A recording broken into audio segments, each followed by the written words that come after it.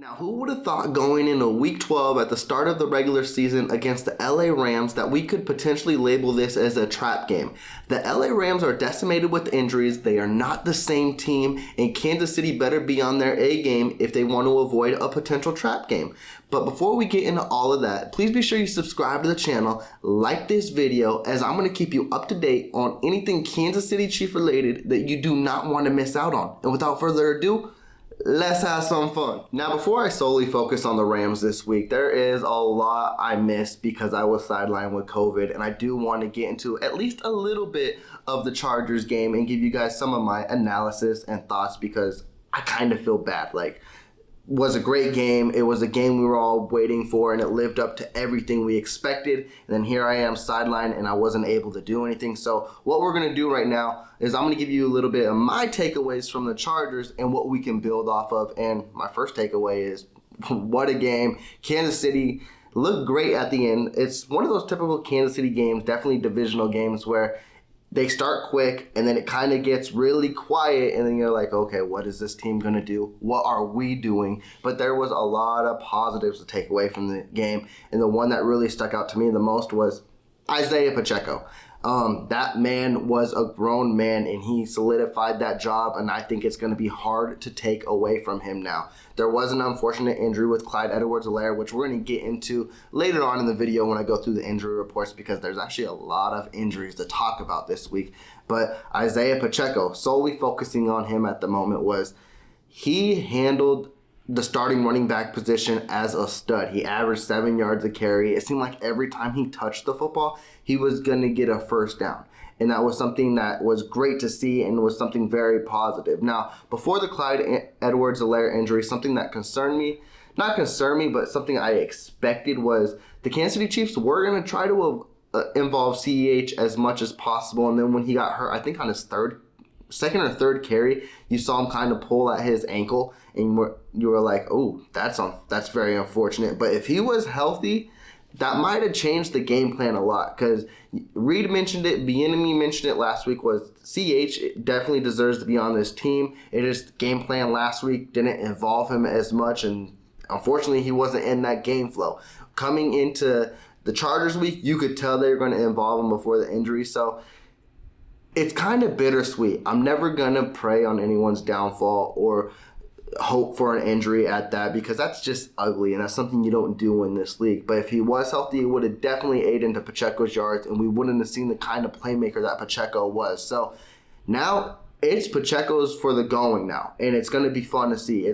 It's going to be the rotation, I hope. It's going to be Pacheco, and then it's going to be Jerick McKinnon, and Jerick McKinnon is a solid pass-catching back, a solid pass-blocking back. He's actually a solid all-around back. He's someone you need on this team, and he's someone who needs to touch the ball. So it's something I'm not going to be too angry about seeing McKinnon out there, because he is a playmaker.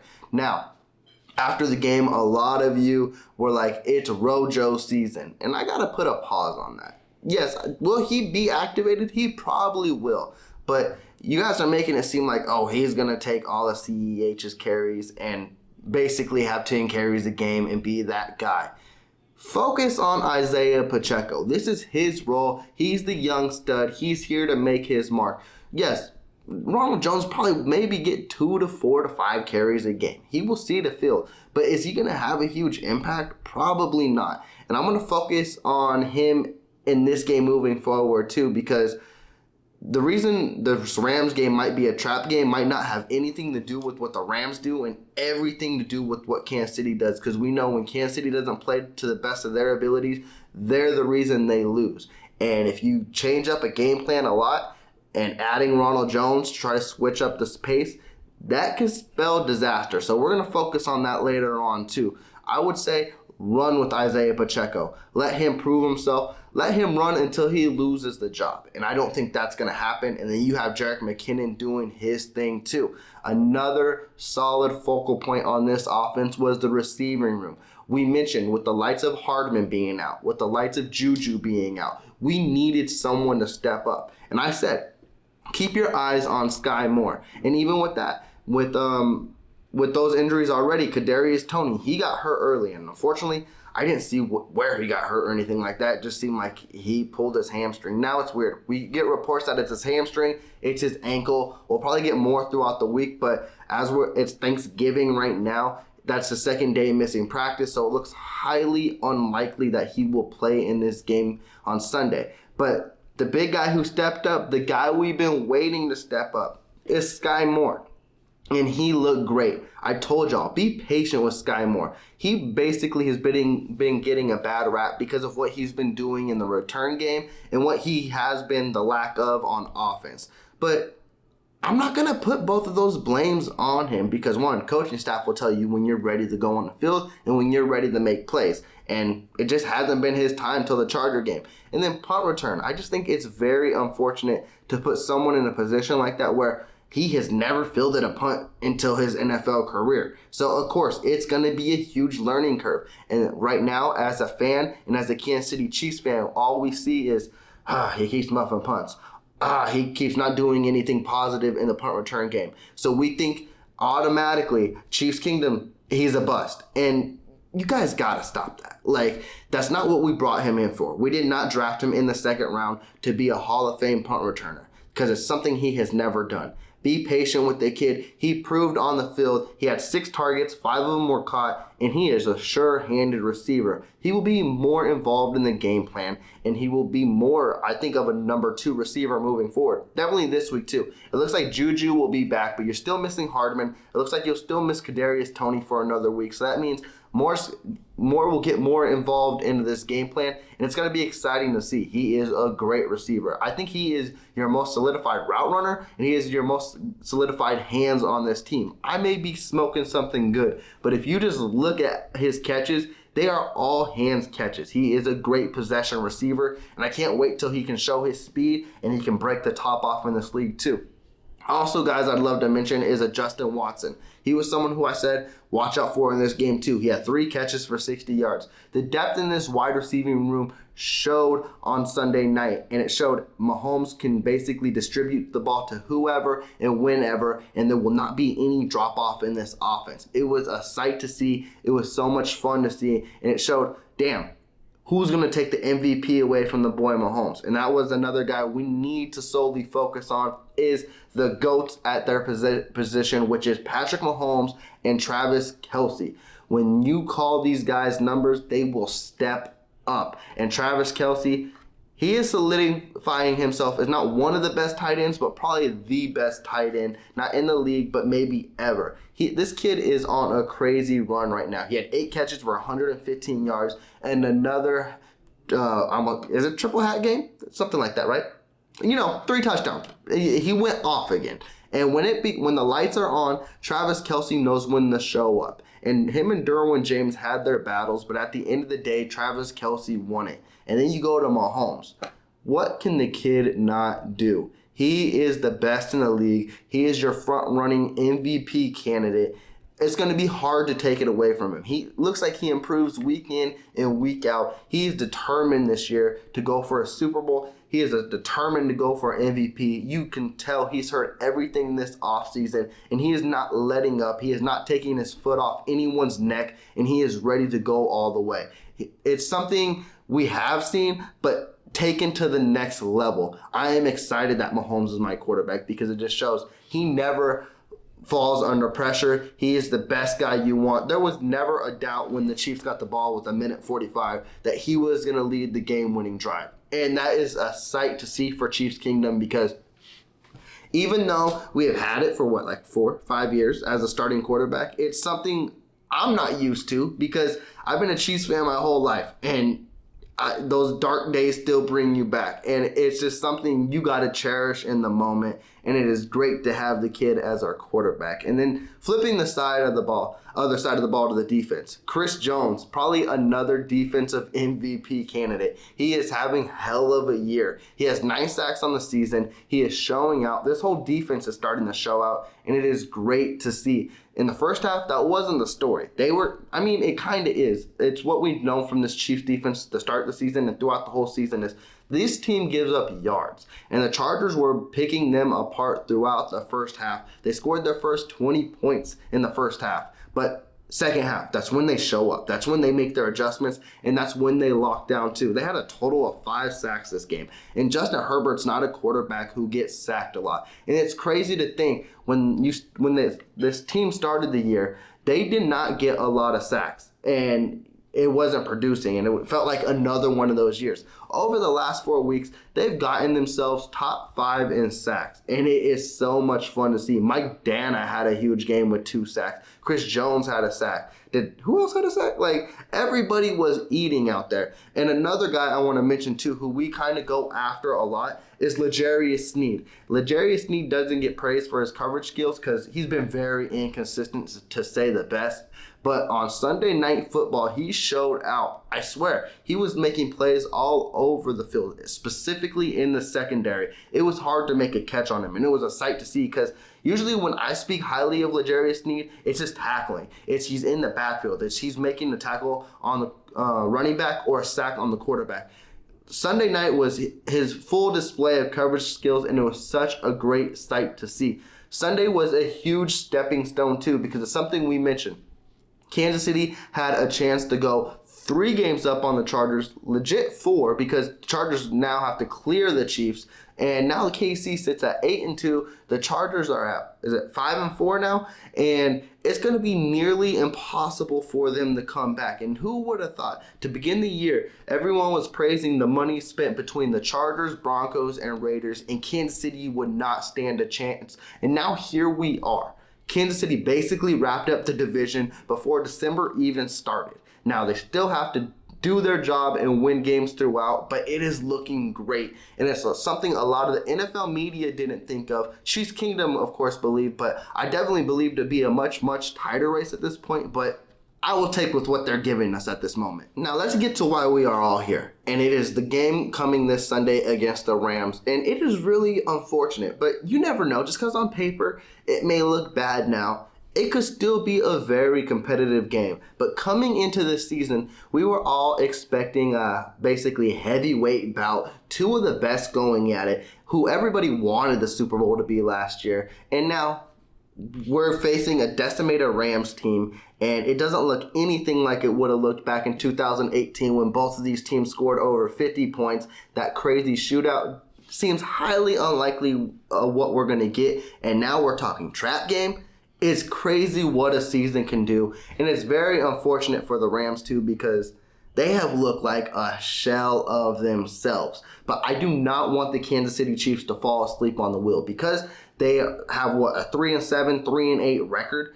Doesn't mean this team is going to let you run over them. I don't believe that whatsoever. They still got star leaders and Aaron Donald, Jalen Ramsey, and Bobby Wagner on the defense. And the offense is where they basically got very hurt now. They don't have no Cooper Kupp. They still got Allen Robinson out there, but again, take it for what it's worth. He looks like a shell of himself, but only because he hasn't fit into the system very well. And with the way the KC secondary has been, they have given up yards. So you need to lock down on guys like this. And someone who I'm very afraid of is this kid Perkins at quarterback because we don't know nothing about him whatsoever. And this just brings me back to, and I'm trying to remember the year, but I don't. And I want to say it was Case Keenum when he was a rookie or something like that, and it was with the Texans. And he was a surprise start. He came in, and he actually played very competitive ball against the Chiefs. The Texans did not win that game, but he held them in there, and I was like, why are we playing this close of a game with the Texans with a quarterback we don't even know of? And that's just what this game feels like to me is Perkins, he might be able to keep them alive. Remember, this is still a Super Bowl team. There's still a lot of players on that Super Bowl roster. I know the Rams don't look anything like they look, but no one knows who this Perkins kid is. He did come in last week. He was very inconsistent. He didn't look good whatsoever. But the thing that scares me the most about him is his mobility. And if he knows how to use that against the Chiefs and he just decides to run all over them, it's like, whew, please don't do that. The Chiefs D-line needs to play their best game and show this kid you do not belong on the same field as us and just sack him and go after him. This would be another game I would love to see as well. Kansas City did get 2 turnovers against the Chargers, but I want to see good turnover play. Show that this kid doesn't deserve to be on the same field and make him feel uncomfortable throughout the whole game and shut him down too. if there's any concerns for me would be also this Rams defense, if they try, not if, because of course they will try their best to do it, but to turn this game around and try to save their season. I don't know if it's too late for them or not, but it's still a long season. We still got a full month of football to go. If they believe they're alive, they will try to show they can play with the best. And even though their defense hasn't lived up to par on what they really do, they're really good at stopping the run still. It's hard to get past that D-line. So if Pacheco can't get it going, or even if McKinnon, again, as I always mention, involve the screen game, they're still as good as a long handoff. The thing that the Rams really do struggle at this year is in the secondary. Every cornerback gives up over 100 passer rating. So Mahomes could be in for a big day. And he needs to pick apart this defense early and often. This cannot be a game. You cannot let a team like this float around. Because if you let a young team like this float around, who all they need is basically just momentum to keep them alive and give them a fighting chance, that is the most deadly thing you can do with a team like this. You gotta kill them early. Specifically with Sean McVay too. Just because he doesn't have his pieces doesn't mean he's gonna not try to call up a creative game plan to win this game. And now I'm gonna go back on to why I think the Kansas City Chiefs can basically beat themselves. Stick to what you do best. You're going to call a game plan to where you need to execute and where it should work to perfection. There's nothing wrong with that whatsoever. What I don't want to see is you basically getting greedy against a lower end opponent. And what do I mean by that is trick plays. It doesn't need to be done in this game. Just move the ball up and down the field and get what's given. Don't try to get too cute out there, because when you get too cute out there, specifically against a team like this, and a turnover happens, that's light at the end of the tunnel for them. Play Kansas City Chief football, move the ball up and down the field, and have fun with it. In the run game, another thing I mentioned too, a lot of Chiefs Kingdom is excited to finally see Ronald Jones. I'm not, specifically in a game like this too, because a key factor in Ronald Jones' career on why he was a free agent and why he didn't get a longer term with the Tampa Bay Buccaneers was his inconsistency, but was also his ball handling. He is known for putting the ball on the turf. Now, yes, Pacheco has done it. McKinnon did it last week too. But if you give Ronald Jones an opportunity and he puts the ball on the ground, it's going to make me upset. Stick with what is working, and that is Isaiah Pacheco, and that is Jerick McKinnon, unless all else fails and you need to bring Ronald Jones in. You haven't needed Ronald Jones for 12 weeks, so there shouldn't be a reason to just throw him in the game plan. I know he wants to see the field. Unless this is a blowout, unless you have a double-digit lead and you can't lose the lead, you could bring him in. But don't jeopardize a good thing you got going. And then another thing, and we saw it specifically in the Colts game too, and this is what I'm going to compare it a lot, is special teams. It looks like Sky Moore is going to be the punt returner. Again, I don't really have no issue at this point with that, and that's just for the fact is who else is going to be out there? Kadarius Toney's hurt. Hardman's hurt. What, you want McDuffie out there, a full-time cornerback? It's what you have to draw with. I just got to speak to Sky Moore here, and it's, if it doesn't look like a punt you can field, step away from it. And do not do this, sticking your hands far out. Let that thing fall into your chest. Fair catch it. Do what you need to do. Last thing we need is another muff punt. Just flip the field for the Rams and give them a good chance to change the game. Special teams has proved time in and time out that it's a reason the Chiefs could lose the game, and that's the last thing you want to happen against a team like this. And also I want to focus on Butker. I want to give him his kudos for what it is due, because he did not miss a kick against the Chargers, and it was a great sight to see. Hopefully that is trending in the right direction now. Hopefully Butker is over the worst part of his injury, and hopefully he is getting back into a rhythm. But if he happens to miss kicks in this game, even if it is an extra point, that could hurt the Chiefs as well. You need every point you can get. I don't know if this will be a high shootout like everyone hopes and expects. The Rams' secondary is terrible. Their offense, I don't know, will score points, but I know that D-line, and I know Aaron Donald will get after this team and try to make Mahomes uncomfortable. And if they do that, Kansas City might not score as many points as what we expect. Not saying they'll lose, because I'm not saying that whatsoever, but it could be more low scoring than what a lot expect. I'm saying maybe like a 28 range. Yeah, that's still a lot of points, but a lot of people are expecting 35, 40s. I don't know if we're going to get in that realm. We could. It'd be a fun weekend for me, but I'm trying to be as realistic as possible here. And then another thing that's been kind of stacking up right now and I wanted to get to is the injury report. The wide receiver room, it looks like we'll get Juju back, which is a huge, huge addition. But it looks like now we're missing Mecole Hardman, Kadarius Toney, and as of this week, the Kansas City Chiefs put Clyde Edwards-Helaire on IR, so he will be out the next 4 weeks. So it is Isaiah Pacheco's show to run as well. Also, the last couple of days, we have missed Joe Thuney in practice. That would be huge if he's not active in this game. I will give you guys more of an update Friday because Friday is going to be your key injury report. If Joe Thuney isn't out there, he is your main guy that's going to try to lock up Aaron Donald. And I do not need a backup on Aaron Donald, specifically in this game, because I don't need Aaron Donald to wreak havoc. So it's something to watch out for. Juan Thornhill, he's back in practice, even at a limited capacity. So that should be something to see moving forward. If not, it'll be Brian Cook's number called with Justin Reed out there. Safeties has also been a huge question mark. That is something that was exploited versus the Chargers game and something we need to step up in the secondary. So if Juan Thornhill's out there, he needs to play his A game. It needs to be tightened up because the secondary, yes, they have looked good at times, but they are also giving up too much yards. I get it. It's a bend but don't break defense, but I need more consistency out there. So that is a quick wrap up on the injury report. It's starting to stack up, and it's something, it happens. It's November. It's December. This is the type of football where you need that next man to step up. It's what Kansas City has been doing, and it's been fun to see the depth on this team moving forward. So I do believe the Kansas City Chiefs will still handle the Rams, but it's the type of game that just makes me so uncomfortable. They're 2 touchdown favorites. Everyone on social media is clamoring that this won't be a game. Kansas City will move forward and that basically move on to next week. And I hate when that happens because that means the Kansas City Chiefs will always give you a tighter game than what you want. But with that, Chiefs Kingdom, I am signing off. Let me know what are your big takeaways against the Chargers and what you're looking forward against the Rams. With that, you guys enjoy your Thanksgiving. Enjoy this holiday weekend. I will check back in with you shortly. Y'all take care. Please be sure to subscribe to the channel. Give me that big thumbs up and like this video.